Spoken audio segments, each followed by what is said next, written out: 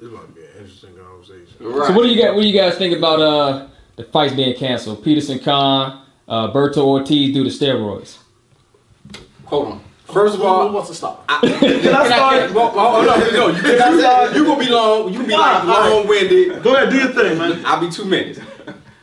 First of all, it's a devastation to the city, and the reason why I say that is because when Lamont Peterson won, it was a real Washington D.C. It was a real positive thing that happened for this area. It was a real positive thing, but ever since the steroid thing came out, I mean, it shadowed the whole fight. It shadowed from down to the referees, the venue, the location. Everything was questionable at that point. The city really got tarnished behind that. You know, when Lamont Peterson won, it was upliftment. I mean, heck, I went down to the Ward fight. I got my photo with the guy when the Ward and Frog fight down in Atlantic City. I got my picture. Now I got to take it off Facebook. It's embarrassing. You know what I'm saying? It's sad in the masses. It's sad. It made you feel bad. So and just to that follow really was a devastation. Follow what Chris said, I agree with him because that was my first professional fight going to.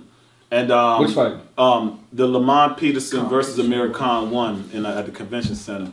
And it was like the biggest thrill for me. And you know, I was there with all my mans, Marquise, Lowe, Kyle. You know, we were all there and we enjoyed it. And I felt as though all that was taken away when Lamont Peterson was found out that he was doing steroids before that fight. You know, it just shows that steroids and blood testing is very important in boxing because urine test does not pick up everything. You know, it's all about the blood testing. And well, you know, he tested positive on urine, not blood. Well, I just know that VADA was involved, the Voluntary Anti-Doping Association, and I was told that it was blood samples. I don't know. It was urine samples, definitely. You know, either way, I don't know how it was able to not detect in the first fight, and it was able to be detected in the second fight in March. But either way, I think, I mean, who to blame for the whole situation, you gotta understand. Lamont Peterson, he did it as a private, you know, medical procedure where, you know, I don't think he should have to go to the commission to say, hey, I'm getting ready to, you know, I understand that, but what made it bad was it was before the first fight. First fight, that's what made it bad. And now it just looks as though that, you know, there's a lot of stuff that's tainted with the first fight. Going into the second fight now, I just think it was just a bad call by the Peterson camp. Well, see, here's the thing. Performance enhancement drugs ruined a year of boxing that was supposed to be one of the most spectacular probably in the past, I want to say maybe 10 years, because of all the cancellations of these fights and just disappointments and letdowns. And, you know, like Clyde said, I felt bad because, you know, I was with him at his first professional fight. You know, we're in D.C., watching a hometown guy, you know, and, you know, he gets the victory, even though I felt like he really didn't get it, but, like, just to see the atmosphere and environment of, say, like a B-Hop in Atlantic City, you know, just that kind of atmosphere. Do you feel he didn't get the victory because you're an Amir Khan fan, or do you feel that he just legitimately did not win the fight? Well, I don't see what he did to win the fight. I don't see what Peterson did to win the fight. I don't understand. I mean, hold on. So let's keep it to steroids for a second, because y'all getting into the fight. Y'all getting into the fight. So yeah, let's just keep it to steroids real quick.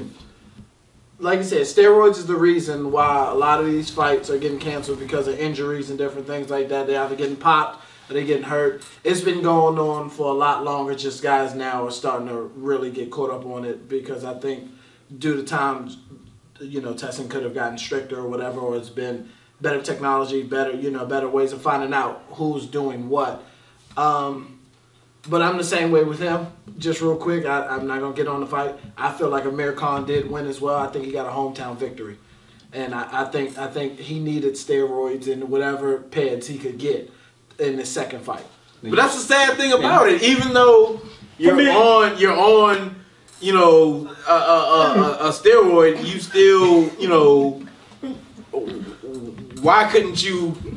all right, now I'm gonna back up over on that. Okay. You know, it's funny. I was reading an article by Barry Hunter and the medical surgeon that was observing Lamont Peterson, and they said in training he was real weak and wasn't focused and was getting dropped with a lot of punches. Yeah.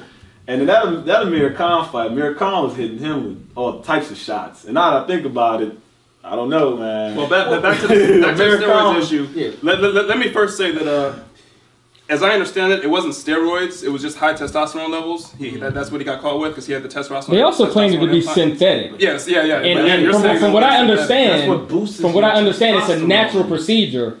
So I don't understand how it could be synthetic. Right. It should have been. Exactly. But I mean, I think that all of this just goes to underline the importance of needing strict drug testing in boxing. I think that it should be a combination of urine and blood. And I agree with Floyd Mayweather's conceptual notion that fighters need to be tested, on a fairly regular basis, especially for, championship fights. Please tell them to say them. Wait, on a fairly regular test. If on a fairly regular basis, that means not training. Like right now, fighters that are not preparing for a fight should be tested.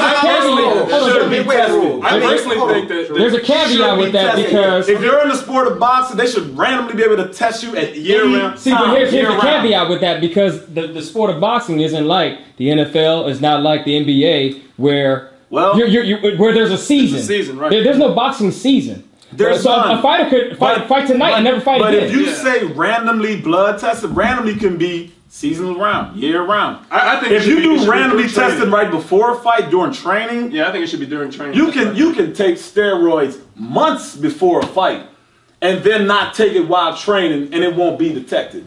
Okay, I got a question. But it won't be effective either at that point, I don't think. I got a question. It has a cycle. I got a question related to that. When you sign up with promotions, you sign for a certain amount of fights, correct?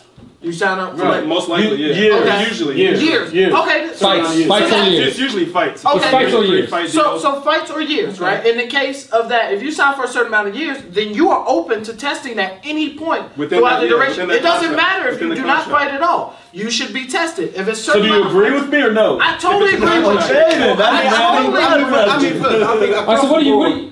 I mean, but across the board, everybody agrees, to clean up the sport of boxing, to make it a fair fight. I came to this ring, I came into this sport to say I want to be pound for pound the best. That doesn't mean I want to be pound for pound the best while enhancing, you know what I mean? I don't want to add something extra to me to make me better than what I am. It's kind of like the same way when you got the Olympics. You got the clean sport of Olympics when you bodybuilding versus the dudes who do take steroids. It's a separate sport. So then, you know what I'm saying? You don't want to separate that in boxing. Well, of course so you want to be clean. Well, here's another thought. Andre Berto hasn't even come public and acknowledged that he was, his team has, but he hasn't come out and said, yes, I was taking this. It could have been something else. He hasn't defended himself. Lamont Peterson immediately defended himself. We are from this area. We know Lamont Peterson's a high character, he's a high quality guy. I don't think he was looking for a competitive edge. I think he got caught in a bad situation. Not talking down about Berto, but he hasn't even defended himself. I think Berto embarrassed though. Well, I think Berto's trying to find out what's going on right now. Berto knows what's going on. Berto, he has no clue what's going on with his body right now. I think he's trying to take some time to find out Berto knows exactly what's going on. That's what Berto said from what I read. I wouldn't be surprised if Kirkland's fight got canceled because of his injury, because he was taking something. Because he's got a steroid body. He's got a steroid body. What is the definition of a steroid body? What does a steroid body look like? 1990s WWF. That's what it looks like. It looks like Batista. Another DC native. But I mean, just think about it. I mean, personally, like we said, with the sport of boxing, with steroids the way it was, and you trying to clean up the sport, Mayweather did a great thing with saying, let's test, let's clean up the sport of boxing. We all know that's a great thing. And it's only one person that willing to take the test, by the way. By the way. What you talking about? Last point before we shut it down. Lamont Peterson, is his victory, is his legacy tarnished as a fighter? Even though he did not have the intent to cheat, is it tarnished? Is his victory tarnished? But how do we know? I don't think it's. But how do we know? How do we know he didn't have the intent to cheat? He took a procedure for a condition that caused him to have low testosterone. And it was a common procedure. It's a common procedure. But then my problem with that is if it's so common and if it's so regular, right? Then alert the officials that that's what you're doing. Well, I have your caveat for that. We're men. I mean, I'm walking around. Hey, I'm a man. Let me tell you this, Kate.